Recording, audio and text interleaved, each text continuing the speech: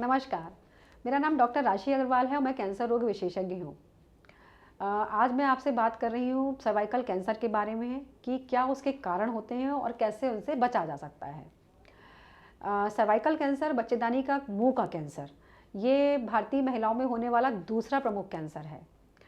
और इसका कारण क्या है? ये जो कैंसर है ये ह्यूमन पैपिलोमा वायरस से होता है।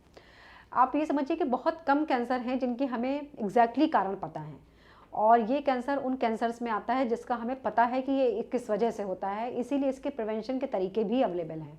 और सर्वाइकल कैंसर को ये सबसे ज़्यादा ये ऐसा कैंसर माना जाता है कि जिसको हम रोक सकते हैं।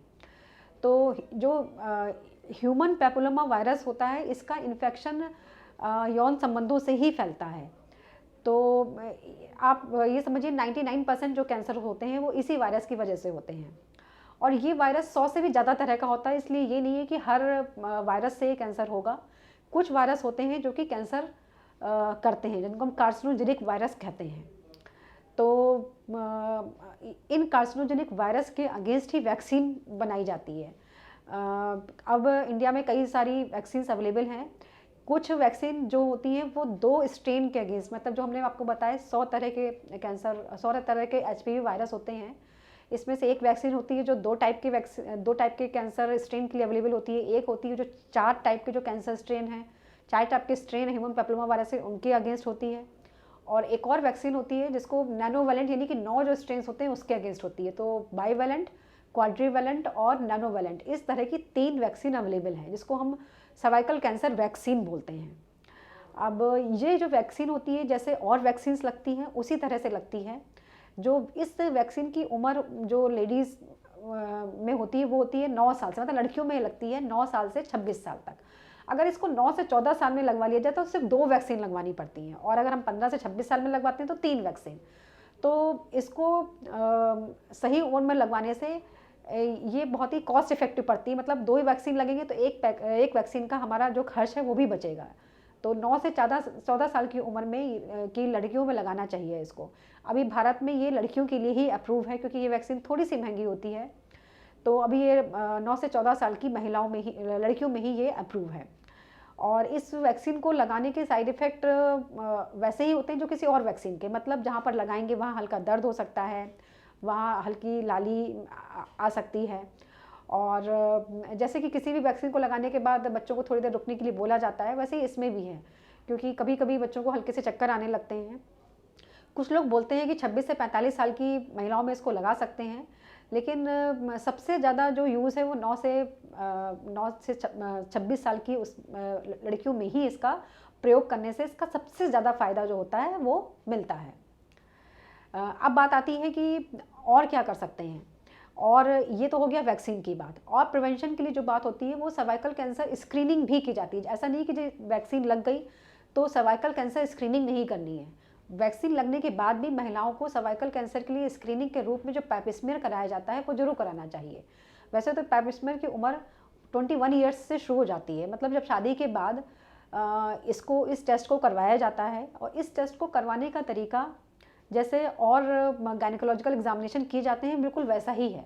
बच्चेदानी के मुंह पर एक इंस्ट्रूमेंट रखा जाता है जिससे हम उसको देख सकते हैं, और उसके बाद इस तरह से रखने के बाद एक ब्रश से वहाँ की जो कुछ सेल्स होती हैं उनको जांच के लिया जाता है, फिर उसको लैब में भेजा जाता है। इस वाली जांच में किसी तरह का मतलब कटिंग नहीं होती, ब्लीडिंग नहीं होती, दर्द नहीं होता।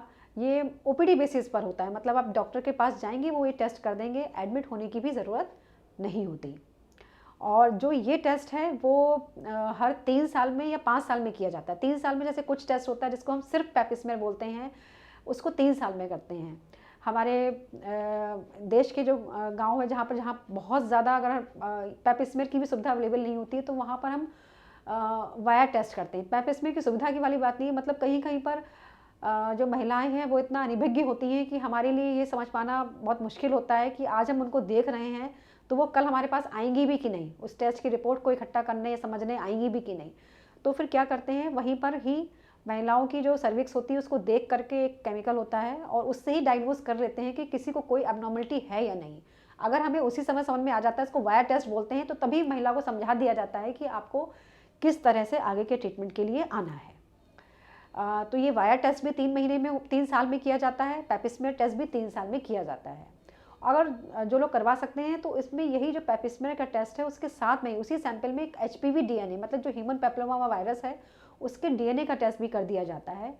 और ये टेस्ट 30 साल की उम्र से किया जाता है। तो अगर ये टेस्ट किया गया है तो सर्वाइकल कैंसर की जो स्क्रीनिंग है वो 5 साल में करानी है। तो अगर पेपिस्मेयर और सर्वाइकल HPV DNA दोनों किए गए हैं तो 5-5 साल में हम ये टेस्ट कर सकते हैं। तो सोचिए जो स्क्रीनिंग है वो 5 साल में करनी है और 3 साल में अगर हम सिर्फ पेपिस्मेयर कर रहे हैं और दोनों चीज़ें कर रहे हैं DNA के साथ में तो फिर 5 साल में। तो हम समझ सकते हैं कि कितना आसान है इसको कराना। 3 साल में जो चीज़ हम अब 3 साल में करा रहे हैं एक बार अपने अपने शरीर के साथ में, और इतनी बड़ी बीमारी से इससे क्या होता है हम जल्दी डायग्नोज कर पाते हैं। इसीलिए सर्वाइकल कैंसर को प्रिवेंटेबल कैंसर मतलब ऐसा कैंसर जिसको हम रोक सकते हैं वो वाला कैंसर कहते हैं, क्योंकि हम एक तो वैक्सीन लगा सकते हैं और सर्वाइकल कैंसर को होने से पहले, डेवलप होने से पहले भी हम पेपिस्मेयर HPV DNA टेस्ट के द्वारा पहले हम डायग्नोज कर सकते हैं। अब जैसे हमने ये बताया कि ह्यूमन पेपिलोमा वायरस जो है ये सबसे मतलब इसकी वजह से आता है और ये यौन संबंधों की वजह से फैलता है। तो इसमें और क्या क्या रिस्क फैक्टर्स होते हैं, किन किन लेडीज़ को ये हो सकता है। ये इसके जो रिस्क फैक्टर होते हैं उसमें होता है कि अगर जो शादी जो विवाह किया गया वो जल्दी किया गया, अर्ली एज ऑफ मैरिज, जल्दी अगर शादी कर दी गई है, या किसी के जो बच्चे हैं, बच्चे बहुत ज़्यादा हैं, या जो पार्टनर है उसके बहुत सारे पार्टनर हैं, या जो महिला है उसके बहुत ज़्यादा पार्टनर हैं, या फिर उनको कोई इसी HIV या फिर कोई ऐसी बीमारी है जो कि जो इम्यूनिटी है उसको लो करती है, या फिर जो महिलाएं स्मोकिंग करती हैं, वो धूम्रपान करती हैं। धूम्रपान करने से भी क्या होता है कि बॉडी की जो इम्यूनिटी है वो कम होती है। तो ये वायरस जो इस वायरस में भी जो हानिकारक टाइप्स के वायरस थे वो लगातार बॉडी में रह जाते हैं, क्योंकि ये कैंसर ऐसा नहीं है कि ह्यूमन पेपिलोमा वायरस का इन्फेक्शन तो किसी भी महिला को हो सकता है। जिन महिलाओं को किसी खराब वायरस का इन्फेक्शन अगर ज़्यादा समय तक रह जाता है तभी वो कैंसर में डेवलप होता है। तो ये सारे कारण, या फिर पुअर हाइजीन मतलब सफाई अगर मेंटेन नहीं करी हो नीचे के रास्ते की, तो ये सारे जो वजह होती हैं जिसकी वजह से ये वायरस बॉडी में रह सकता है। अगर आपको ये वीडियो अच्छे लगे हो तो चैनल को ज़रूर लाइक करिएगा, सब्सक्राइब करिएगा और अपने कमेंट्स और जो भी आपके सुझाव हैं वो ज़रूर डालिएगा। Thank you.